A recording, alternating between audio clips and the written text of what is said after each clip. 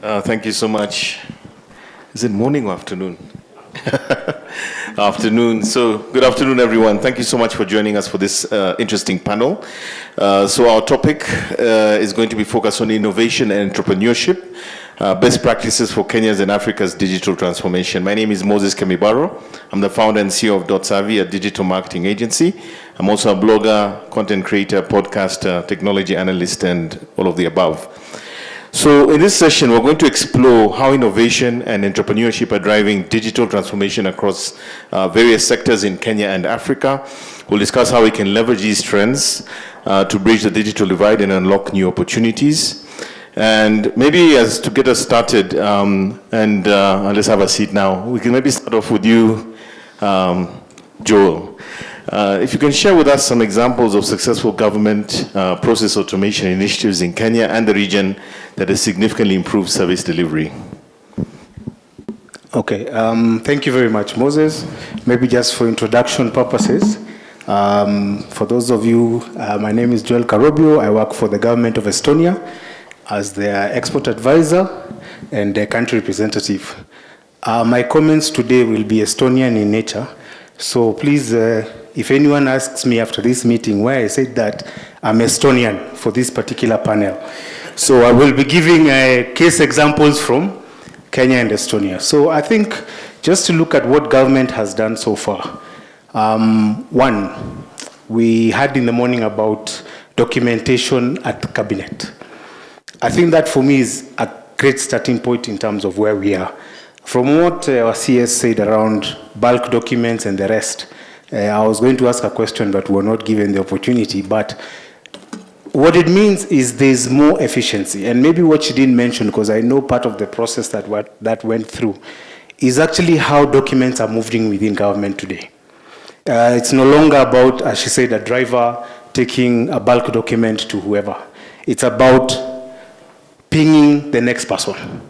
And that has become something more efficient, because if you all remember the way government works, is a letter is written, then on the side the CS writes delegated to Moses, Moses writes on the corner approved, sent to Mbugua, Joel. By the time that document comes back, the letter is defaced because of the number of comments that are on there. Now what government has done is comments are now uploaded on a continuous thread. So that document is never touched. You give your comments, you sign it, you give your comments, you sign it. What has that done for government? They can actually track who's holding back a process, right? So if it's delegated to him and he's gone, he's left his jacket and gone to town, after 2 days you're asked, why didn't you sign this document? So that for me is already a process that we are seeing happening. It might not be visible, and I'll comment later as to some aspects around how government communicates some things. It may not be visible to us, the citizens, but for those of us who deal with government, we're actually seeing some efficiencies in that aspect. When we look at e-citizen to a certain extent, we fight around e-citizen and saying it may not be effective. Some of us call it a marketplace. Some of us are saying maybe is it efficient or not. Today, I may not really need to go to a government office for some services. Unfortunately, the final step, which is the last mile in terms of government services, we still need to go to an office. And why are we going to that office? Either to sign a document or to collect the document. Now, those are efficiencies that we already have. We are moving forward. We just need to get that last mile done. And that last mile is looking at what more can be done, because one of the things that our government has been talking about for a while, which will be controversial in this conversation, in this panel, is how they identify you, which is your digital ID. In Estonia, the backbone of the country is a digital ID. Everything is anchored on one digital ID. And I know some people in this room are saying, my citizenship is going to expire in 10 years. What I find the government struggling with is communication. It's not about an ID expiring. It's about upgrading a technology. If I'm given an ID in Estonia, 10 years later, I have to go and give a new photo. Because when I gave that ID, I didn't have a beard. Now I have a beard. Maybe I did something and my fingerprint was messed. I need to go and give. That's what I think the government is not talking about. It's not about you as a citizen expiring. It's technology that needs to be upgraded. We all have bank cards. We all pick them. After 3-4 years, we go and renew our bank card. So what is this fight about a digital ID? And maybe this room can tell us why they are so anti this digital ID. But I know the answer, and the answer I'll tell you later. So I'll start with those two for now. Well, thank you so much. And I think it's very interesting, Joe, what you said, because I see this so often, even in the work where I've been, working with people in government and talking about digital transformation. And it's quite interesting that a lot of the stories and, things that they've accomplished are not in the public domain for whatever reason. But more importantly, it's more advanced than we imagine and more useful or important than we could possibly appreciate. Coming back to Njihia, but when I saw that we had both two Njihias on my panel, the next question that came to my mind is, are you guys Relas? We should explore that.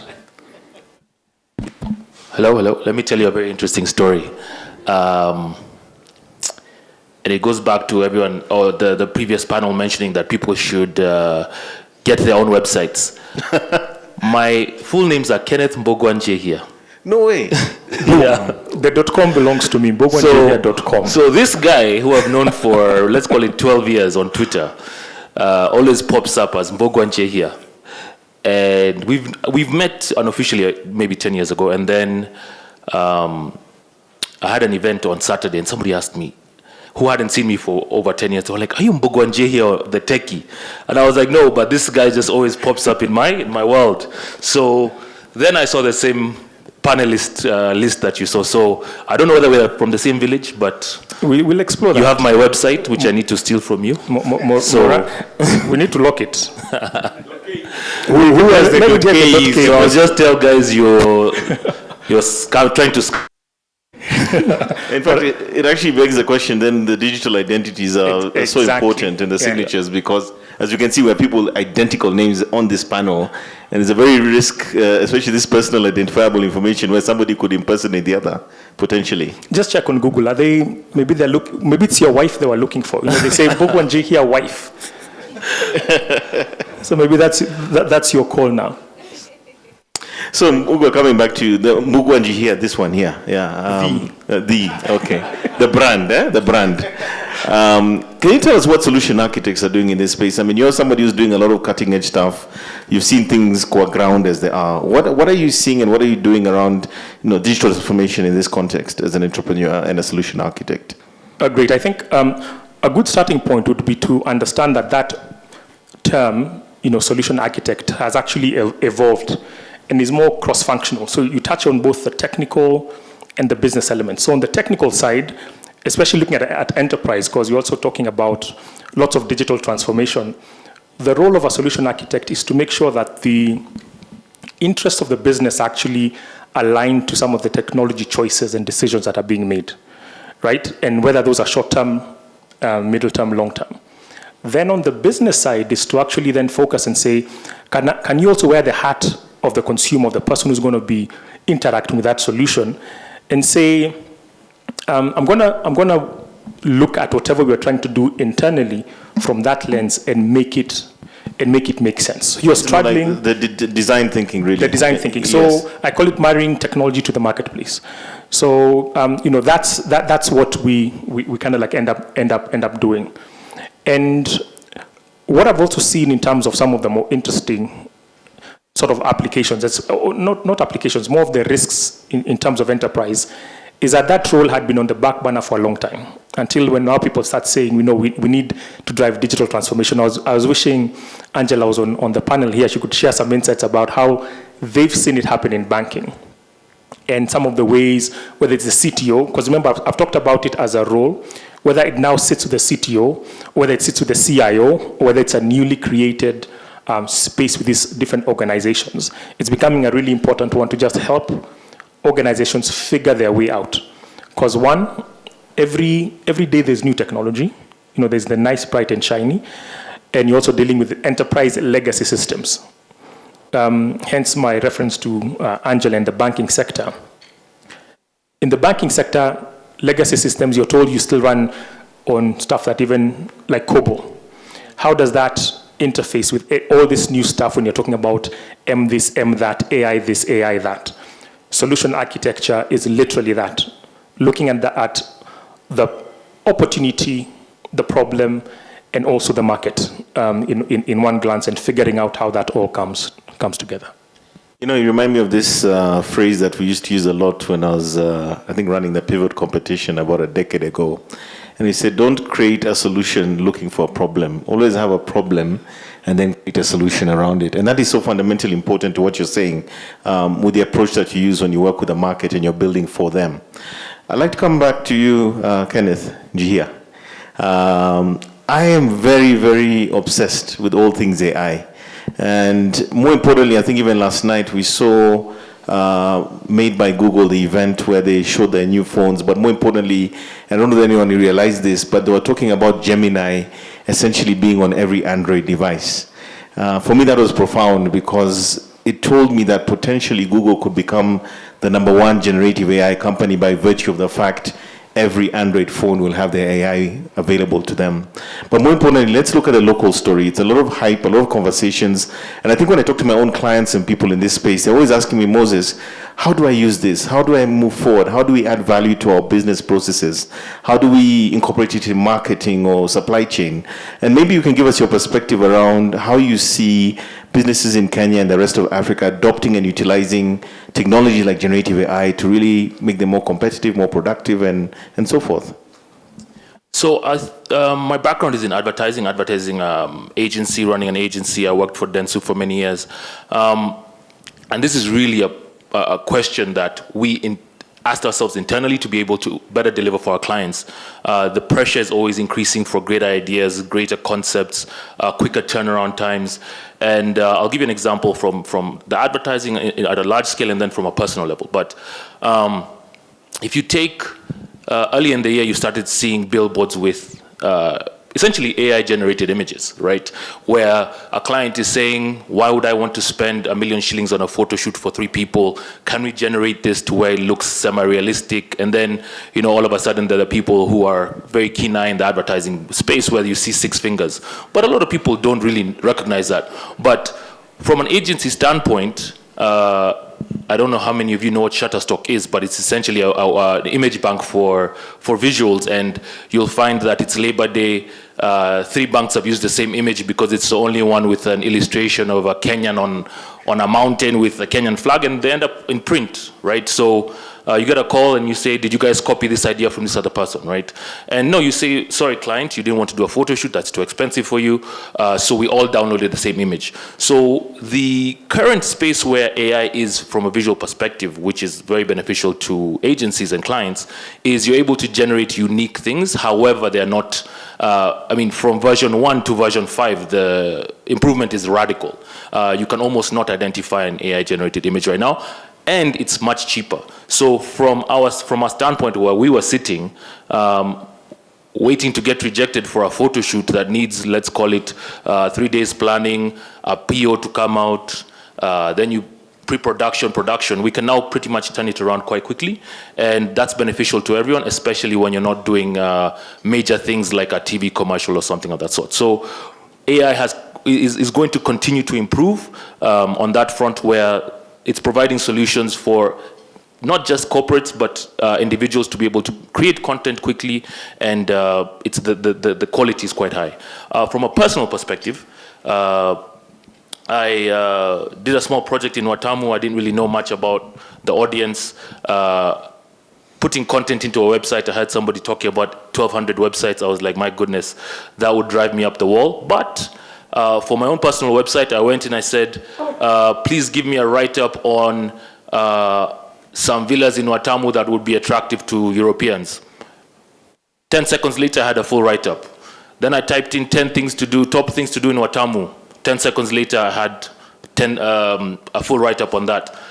Give me my first blog post on the wildlife and things to do in Watamu. I can pretty much do a blog every week. That is almost 100% factual. You have to do some fact checking, but for the normal person, you can get away with it. And so I can quickly understand how to churn out a lot of content for a lot of websites. So for people that are small business, even big business, AI is really just phenomenal right now. The innovations are getting better. The competition is heating up, so the solutions have to be more factual. I mean, even if you talk about Twitter right now, it actually fact checks the data that you put out. It's no longer just fake news that flies without community notes. So there's multiple levels of where AI is very beneficial, from a large scale to a small scale. Customer service solutions where somebody asks a question on WhatsApp and an AI bot is in the background giving the answer. Takes away resources. A lot of people, when this AI rush came in, were like, advertising agencies are finished, but there's still very unique and local insights that need to be produced to produce the work that actually catches the eye of Kenyans. So advertising agencies, I believe, still has some time, but the solutions that are coming out are really helpful on many levels. So I think that would be my take. Great, thanks for sharing that. And maybe just to add, I think, because like yourself, I'm a practitioner in digital marketing, I think one of probably the most underappreciated aspects, of course, of digital marketing is how much data and insight you get out of it. And just for the room, I think, again, looking at small businesses and people who could never afford a business analyst. The other day, I took a report generated, I think, out of Google Analytics for a whole year, put it into ChatGPT, told it, tell me what's going on with this data. The insights it was able to explain in a language that is for an executive summary, for a C-level executive to make a business decision, was absolutely outstanding. Meaning that, as somebody was saying when I was doing that session, does that mean business analyst jobs are gone? And I said, no. What's going to happen is the business analyst who's using AI is the one who's going to take your job. Yeah, so they say that the AI isn't going to take your job. The person using it is the one who's going to take your job, because they're able to amplify the inherent skill sets and capabilities in a way that they could not before. So a person who's maybe a B-level performer becomes an A+ performer because of AI, you know? So that's the kind of opportunities that exist. I want to come back to you, Joel, and let's talk about cybersecurity. All right, that's a huge topic today. I think everyone in the world today is very well aware of the issues of cybersecurity. I think including Donald Trump and Elon Musk, was it last night or the day before, where apparently their conversation was hacked for 45 minutes. But what are we saying? Cybersecurity is very much with us at an individual level. Cyber threats are increasing all over the world. In fact, the big issue is that AI is enabling essentially cybersecurity experts as well as those who are bad actors competing and fighting each other using AIs.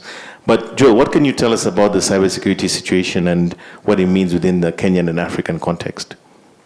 Thank you, Moses. I'll give reference to where cybersecurity has come from an Estonian perspective, and bring it to Kenya.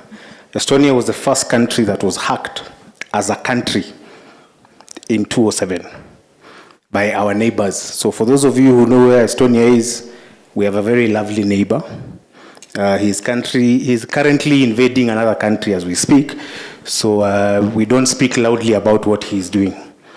But Russia hacked Estonia in 2007. The government services all went down for maximum 10 seconds because Estonia had built resiliences knowing who their neighbor was. Now, what does that mean for cybersecurity? It means first you have to understand the evolving threat landscape that you're always dealing with. As you mentioned, AI also brings new stuff. But what we are saying from a cybersecurity perspective is, do you understand your business enough to know where people would be looking for you? Or do you just go and always just check, okay, there was a cybersecurity threat that happened here or there? Are you bringing it home into your own, even household?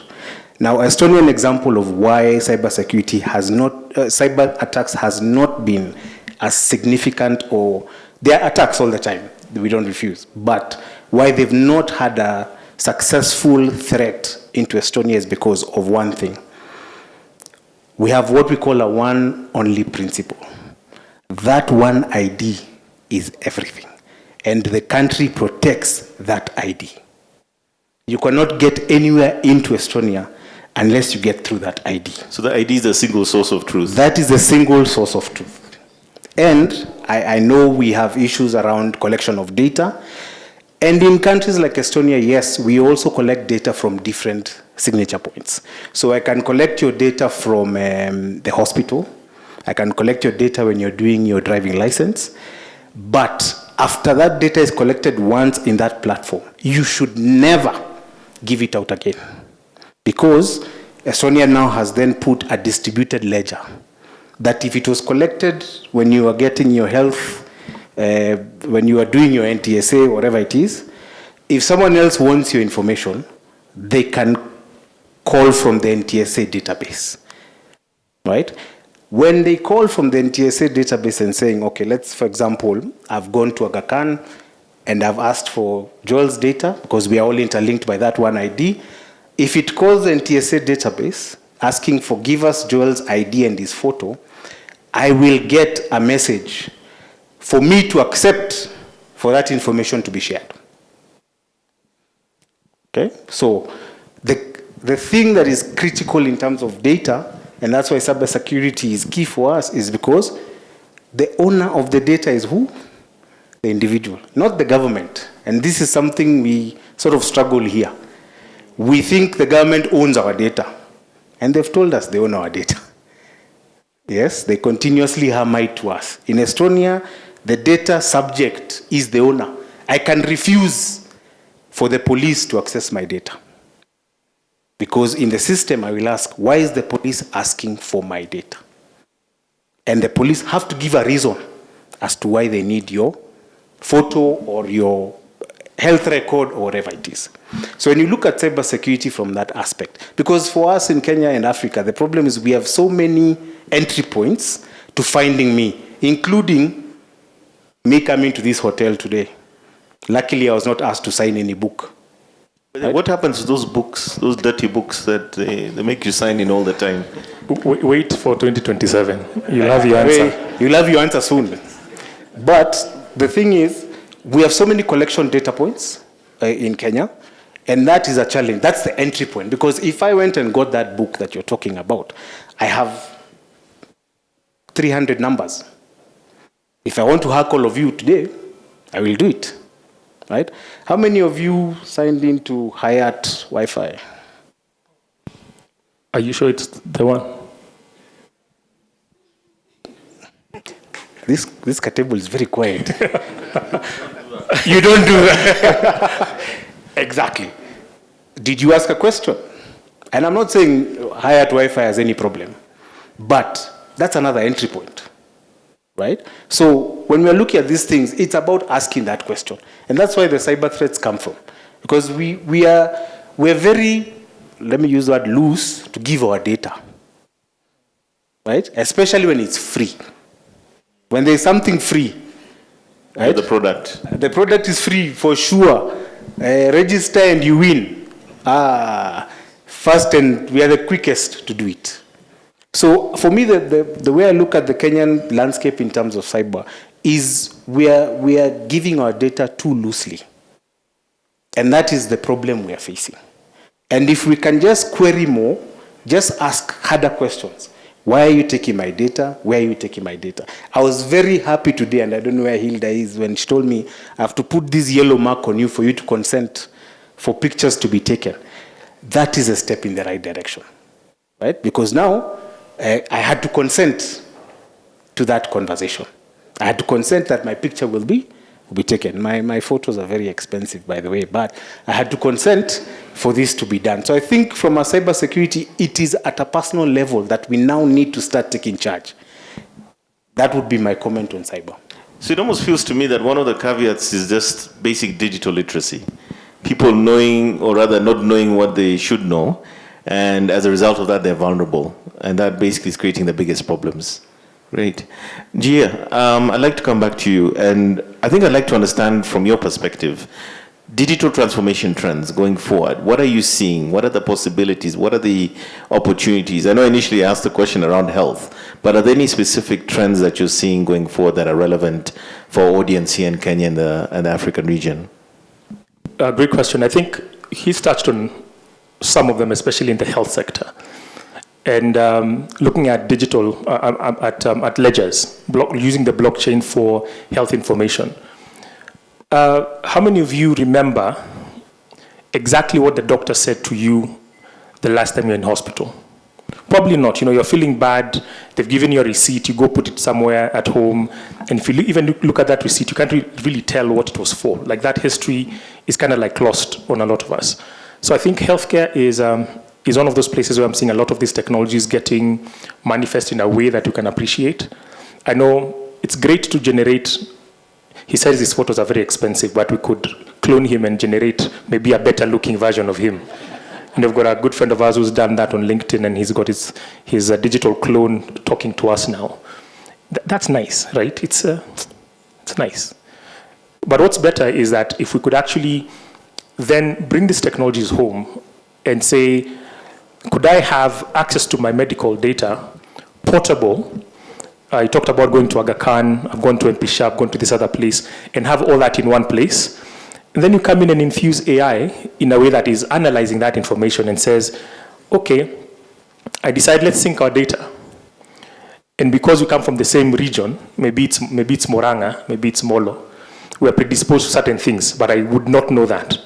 But because you have now this AI in the back constantly looking at this data and says, okay, this guy went for a prostate exam, these were the findings, connect the dots and really surface that information that if in the next 5 years I was prone to getting something that would be debilitating, I catch it early and I can start that intervention much earlier on. That's talking about blockchain technologies in a way that's relatable.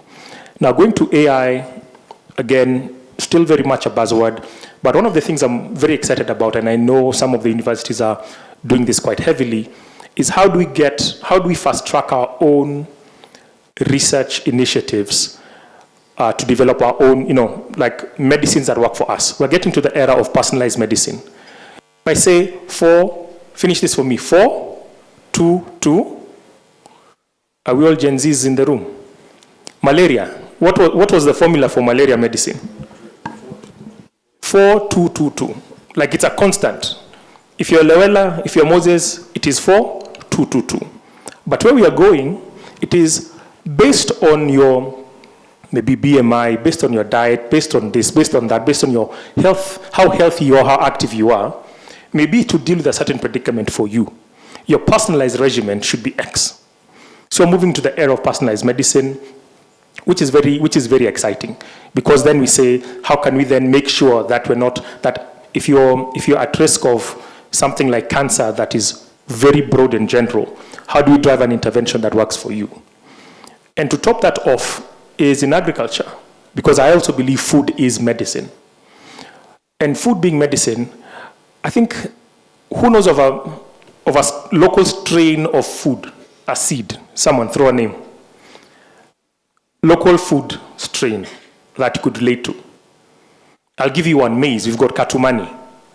Katumani engineered to grow well in arid areas of former eastern Kenya, right? Now with AI, we can actually fast track that across a lot more food categories to ensure that we can actually have proper nutrition. So health as a direct function of nutrition is one of the areas I'm also pretty excited about and seeing action towards, but very critically to also avoid us falling into what I call food colonization. Because if you know that the conversation around food security and the reason why we need to continue to using these technologies to actually unearth stuff that will protect us more longer term. So those are the ones that are pretty exciting and a bit more cutting edge apart from generating Christmas cards via AI. Yeah, great. Kenneth, coming back to you. Sorry. Yeah, I just wanted to add something because, as Njihia said, you have to learn also from where our global leaders as well in some of these things. Estonia AI policy was done in 2000. That's when they started talking about AI. And now it's a hot potato for us here. I'll give 2 examples of AI and how it has changed. One is in health. Today, in Estonia, globally, you can detect cancer to about 96.4%. AI has moved it to 99.2%. So as you're saying, predictive, knowing what's happening. AI is giving you that. Education sector. In AI, Davis talked about, I think someone had picked the aspect of homework. In Estonia, AI is used in the homework field. So the child's homework is determined by how you did in class during the day. So not everyone is told, go and do 4+4. There are some who do 4+5 because they moved from 4+4. So because everything is digital, by the time you get home, what is deployed to you is based on your skill of that time. So you're not dealing with everyone being given the same thing at the same time. And I'll give an example. For those of you who are parents who are dealing with CBC, I know there are some in this room. One of the subjects in CBC is swimming. Do you know that? How many of you? Don't linger me at this point. One of the subjects is swimming. And this is not an AI example. This is a generalistic example. CBC, swimming. At the end of every term, there is an exam on swimming.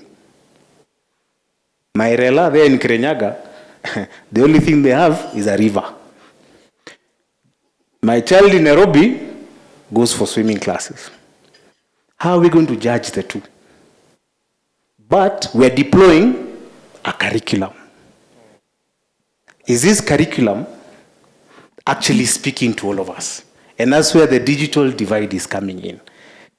We're talking about digital literacy. We have laptops, we have iPads in Nairobi, but that child that side is not even enabled with electricity. Are we talking the same language? So I think those are some of the conversations I just wanted to bring because really, that's what partnerships should be talking about, just to add. Wow. Thanks for that insight. That was amazing. In fact, talking about the cancer detection, I think there's actually here in Nairobi, they're already using AI-enabled medical imaging. And I remember talking to an IT manager at one of these hospitals, and you're telling me there's so many instances where guys are going in with a broken leg, guys are going in with something entirely different.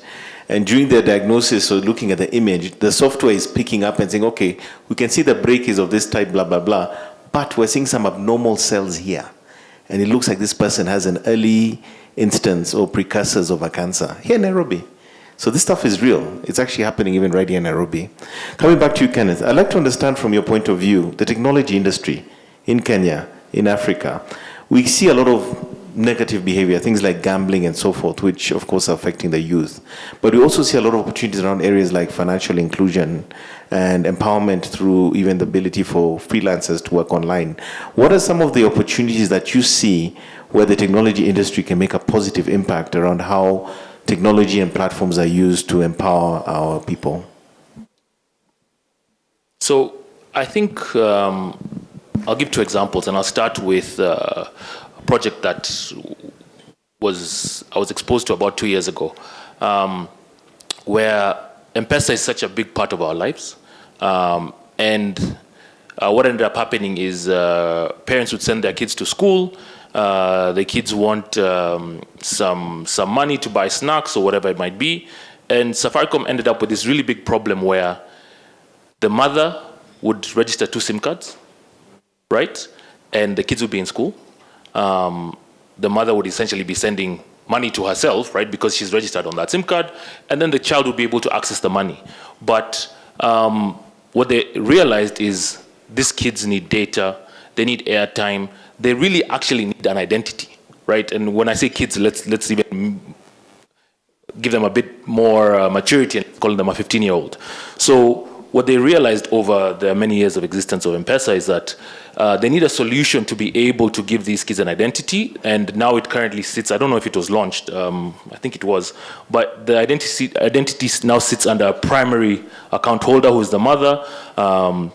My daughter is called Wangoi, so Ken is the dad. He registers Wangoi under his account. Wangoi has a phone. He's able to give her petty cash, and she's able to pretty much function as herself, but without the risk of my identity being cloned. Yes, it was by me, but the user is somewhere else in another town doing some other activities. And if that phone gets lost or something happens, it's very hard to hold the child liable for such something malicious that might happen. So these kind of innovations that are sometimes brought in from ourselves locally and or borrowed from other countries, I think that's the way to go, where we're just open with understanding the nuances in our market. M-Pesa is everywhere, and we need to be able to innovate to live on that ecosystem. Luckily, I've had a lot of exposure to Scandinavia, and one of the things that they have in relation to gambling, which I think Kenya has to really speed up its security, is one, the unhealthy habits of gambling, where the youth, people with no hope, are really turning to this to make it rich. It's being advertised to them massively. The biggest taxpayers obviously are beneficial to the government, but in relation to the Estonian model, where their one ID is everything, in for example, Sweden, your ID is linked to your gambling patterns, and they can see your salary, so they can actually cap in the system how much you are allowed to gamble per month, right? So it's not salary has entered, yote imeenda, right? And the school fees is not paid, but in Sweden, the system actually says for all the machines, casinos, the mobile gaming, everything is linked to your ID, linked to your bank account, linked to your credit. So you're allowed to gamble, no one is stopping you, but the government is actually able to implement a system where they say you have a cutoff, right? So I think we are behind, but we need to catch up, especially in that sector. I hope somebody somewhere in a company is trying to solve for this, because I don't believe that the gambling companies that are benefiting will be able to be the ones also selling these solutions into the market, into the people. But that's definitely an area of one opportunity and concern that needs to be tackled. Oh, that's amazing. I think the Swedish and I think people from the Scandinavian region are very socialist in how they look at things. They look at the well-being of the person. In fact, I think that the happiest people are, is it Denmark? In the world, every year they're voted as the happiest people, and the state takes good care of them. So at this point in time, I know we have very few minutes left, but I think if we can take one or two questions from the audience, we'll be more than happy to entertain our panelists with any questions you might have. Is there anybody who would like to ask this panel any questions? I love the way Joel, for instance, is talking as if he's Estonian, but it's wonderful. You are Estonian. You have a villa there somewhere. I have an ID. Okay, so unless... Sorry? Oh, there is a question. So this question goes out to our resident Estonian. How do you think GOK needs to do, or what do you think they need to do in order to gain the confidence of Kenyans?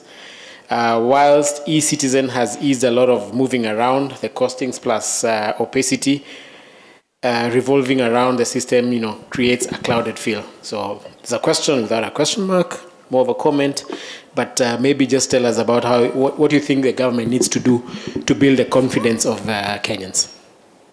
There are two things that if I was sitting on the house on the hill, I would do. One is create trust. We do not trust our government. Unfortunately, that's where we are today.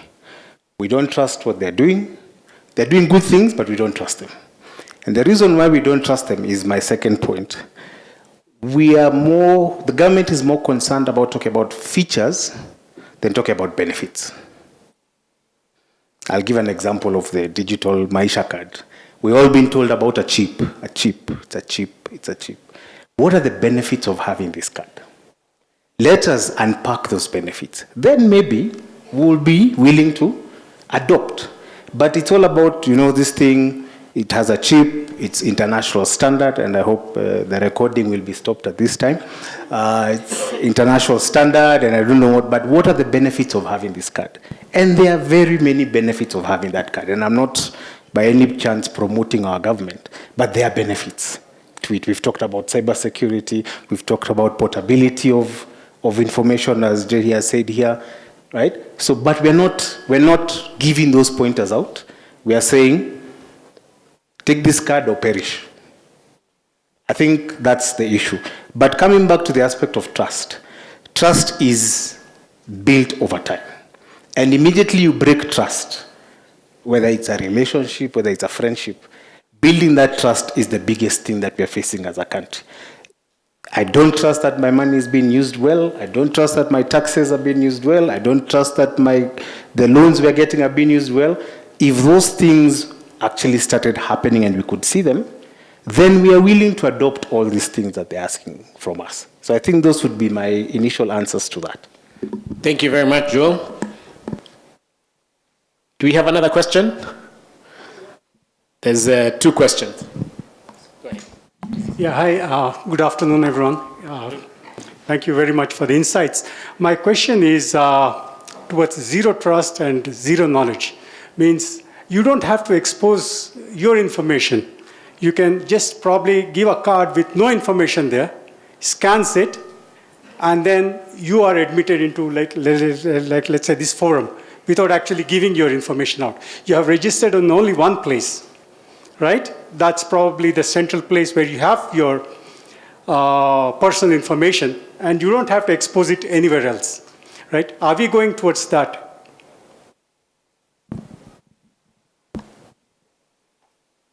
Okay, so we'll take the second question, and then they can answer both. Thank you very much, gentlemen, for the insights. On the topic of entrepreneurship innovation, a big element of that has been in hubs, where you see a lot of young people being housed in an incubator or one thing or the other. The challenge, we have a lot of activity that's followed by a lot of money, but we have very little in terms of M-Pesa. We have very little in terms of actual solutions to market problems. How would you speak into that space to help us? Because one of the challenges is increasingly now investors are very cautious about all these valuations, and it seems like there was something I was reading not too long ago. For every failed enterprise, those founders have started another 3, 4, and it seems it's a loop. So for them, it almost looks like they're doing funding rounds to make money, not necessarily to offer solutions.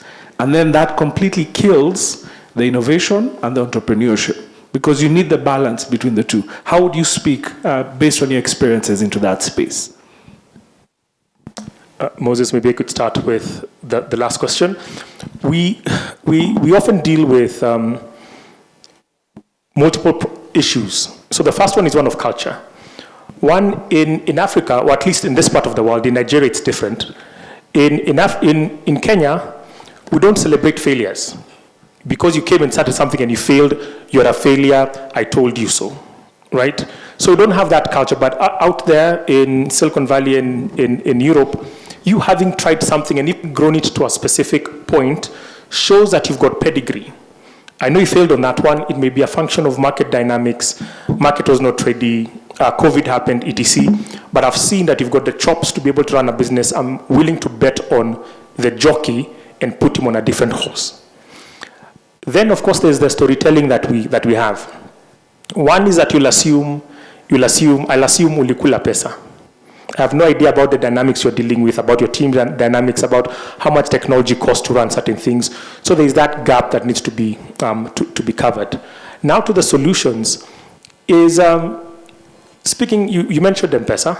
M-Pesa, we all know it got a through pass. We need more through passes, right? Where you're talking about, and here's where I'm passionate about, there being citizen organizations that build out local solutions at work and probably need a partnership with someone in enterprise. You've got someone in the banking sector who can't move as fast, but you've got a fintech that wants to innovate. Can they be under a corporate incubator that has got the governance structure, that has got all the stuff around legal, that has the capital to probably go to the market and say, we're actually funding this from profit. We're not using customer funds, you're not using investor funds that are looking for a 10x return.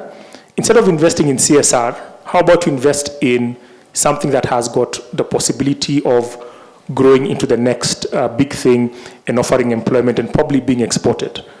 The gentleman earlier had also talked about zero trust, and we've had the PKI conversation for many years. And I remember when ICTA was running with the PKI conversation, we were looking at adopting a solution from, I think it was from Korea. I think Samsung was going to run with it. And I asked myself the question, are we not able to do something that is tempered for us, this digital ID? Ni nini nimetushinda? That you have to go and get something international grade, as opposed to bring all the brilliant minds that can sit under any one organization, whether it's ICTA, ETC, build out a local solution that we know is addressing a local problem, so that once we scratch our own itch, can we then go to Uganda and say, knock, knock? Because if you go to Uganda straight, they'll ask you, where has this been done before? Bringing that pedigree. So the area of enterprise coming in, and for us to see, my bet is on more corporate accelerators and incubators that allow us to plug into, to essentially cover the gaps that we've seen traditionally, whether factual or by assumption, that have plagued the traditional way of us doing startups, raising funds, and then probably failing to scale those out in one way or another. I know there's an earlier question. Do you want to take that? No, I'll add on to his question and then also his. In Estonia, startup is a startup for 10 years. Not our 3-year, 2-year turnaround, 10x conversation. Secondly, supported by the government. So the incubators are supported for the long term. Estonia is a startup country. They always call themselves a startup country. And they've embraced a culture of experimenting. So a lot of guys have failed, a lot. But the few that have come out, you have the 10, 11 unicorns. The Bolts of this world. You all know that Bolt is Estonian, despite its other issues. You drivers are now refusing. That is not our issue. As we give the platform, please, musinisalimie baadaye. Platform is Estonian built. Drivers are Kenyan. Now, so when you look at that, incubation is a long-term game.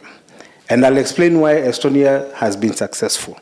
Because the government refused to be the provider of solutions. Private sector provides the solutions. Government provides the problem. People are struggling to move from Modidi Road to town. Tell us how they'll get to town. If you give us a solution, we shall buy. So government buys solutions from private sector. Government doesn't build, as opposed to our side this way, right? So creating that enabling environment, private-public partnership is what has driven Estonia for the longest time. Government says we don't have money, but if you have a solution that can serve the citizen, because the citizen is one complaining, we shall be able to buy. So I'd want to add to that if we could do more of that and create those more enabling environments, then I think we would be in the right place. When it comes to zero knowledge, which is, if I understand what you're saying, it's just a card that is there with a number. Then we have that already. That's our current ID. And it's only used to identify us when we walk into somewhere. I know all of us in this room have given a wrong number of their ID. True or not true? You either change the first number or the last number, isn't it? Especially when you're told, can you sign in somewhere? If you want us to continue that way, then it's fine. But if we're going to move to what we are saying, which is a digital economy, then we must also advance in terms of the kind of equipment we have, which is a chip-based card. In Estonia, and what you have said about Sweden, we just did not reach the point of gambling. But in Estonia, everything of yours on that one ID, including how you register from school. So you're given that ID on the day of your birth. The number is issued on that day. You know that registration birth certificate, that's the same number. It is used in terms of registering your bank account. It is used in terms of registering your passport. Everything is linked to that one thing. Why is it a benefit? And I talked about features versus benefits. Benefit, if today you lose your job in Estonia, the government knows. Immediately at that end of the month, you're moved into the unemployment fund. And you start getting a stipend until you get another job. Today, if I lost my job, who would know? except though I have condured. So how do I even go and register that I'm looking for a job, right? So I think for me that ID, we need to have a deeper conversation about what that ID can do.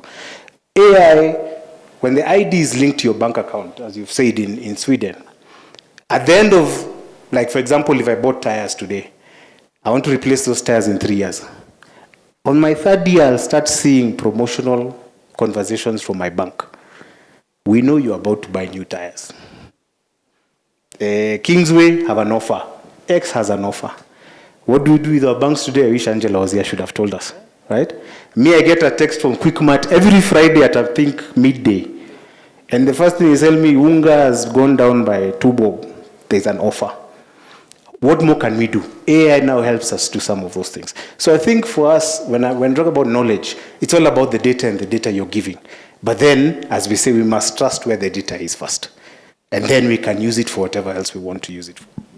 Maybe a quick one on the trust issue. We're still dealing with a lot of silos. Insurance guys want to keep their own database. The bankers are doing the same. The supermarkets are doing the same. It's because we don't feel, and we've experienced this, and I've raised it even with the CEO here on various occasions, where you use something that should be considered a national identifier, but then you end up getting mired in a legal issue because that very identifier cannot be trusted. Like, hey, this guy signed on to this service with his national ID. I pinged, say, the National Registry to confirm are these details correct. He comes and does something nefarious on this side, and when I say it is him, and it was data that I received from this channel, as a service provider, you're still crucified. It will mean that I'll then go at extra cost to make sure that I have Moses in front of me, I take a photo of him, and when I scan whatever I'm scanning from him, I want to guard that with my life and say, this is my data. Because I collected it, person present, and therefore I guard it with that's business intelligence for me. So until we get to the point that we can go back to that trust conversation, that, hey, is this guy or is this lady who they say they are? I mean, whether it's blockchain, whether it's whatnot, we still have all our data in silos. And most of us, if you're married, there's probably a database you own somewhere that still says you're single with no children. It's crazy. In fact, your surname is unchanged. Yeah, so I mean, it's unchanged, and you're wondering, okay, doesn't the government, someone should know me. You tie the knot, it's in a registry somewhere. If I've not told the bank or the bank hasn't seen me coming for school fees, they'll assume I'm still childless and single. So what are we doing if you're really to add value? We need to address that issue of trust, and it may not be a question that we can answer here today. Okay, I think Gitao is looking at me badly, but Kenneth, do you have a point of view? Maybe we can use this to wrap up. I think, to the gentleman at the back, I really respect these people who sell ideas at concept and get funding and get dollars and then sit in incubators, and then the experiment begins. Because in the West, it works because they're betting. They're betting that they'll hit the next M-Pesa. But to convince a Kenyan investor to try their luck is very hard. And at this point in time, I would have hoped that there was several companies that would have made it, which would have given Kenyans or Kenyan businesses or Kenyan wealthy Kenyans the idea that instead of buying a plot, let me finance these ideas, innovations, these young men and women. But unfortunately, the news just constantly shows you the company that started with 5 employees, a year later they were at 80, and 3 years later they've shut down. So it's a very valid concern, and it's something that hopefully a few come out successful in the next few years to give us some more trust. But even my own personal money, there's a reason why all these billboards still sell plots all over the country. So, yeah.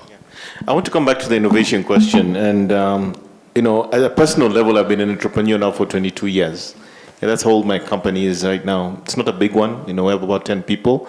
But we've been able to tick along because we always had this principle of keep your costs to minimum sell at a fairly good premium, and be a bit of a boutique. That's why we're alive till today. If you want to talk about technology startups that succeeded, what I've come to learn in Kenya is that they're very quiet. You don't even know they exist. I'll give you an example. This morning I was at Pesapal, right? There's something I'm going to be doing with them, a webinar next week. When I went to his office, Liko, who's the founder of the company, I went to their office, I think 2-3 years ago during COVID. I think there was one building in the corner. If you saw their office, where they were when they first started, it was a small little room somewhere near Upper Hill, near State House. Today I went there. They now occupy an entire campus of 3 houses. They might even own them. They have about 250 to 300 employees on site. The entire workforce is about 400 people across East Africa. Do you hear them making noise? Do you hear the guy going to conferences and speaking? Have you heard of a company called Turnkey? Turnkey provide insurance solutions across Africa, and even I think into the Middle East. Do you hear anything about them? They also have AI solutions. Earlier this year, they had a conference, and they had an AI chatbot audio that was speaking with a Kikuyu accent and giving you feedback about your policy. Have you heard about them? They're quiet.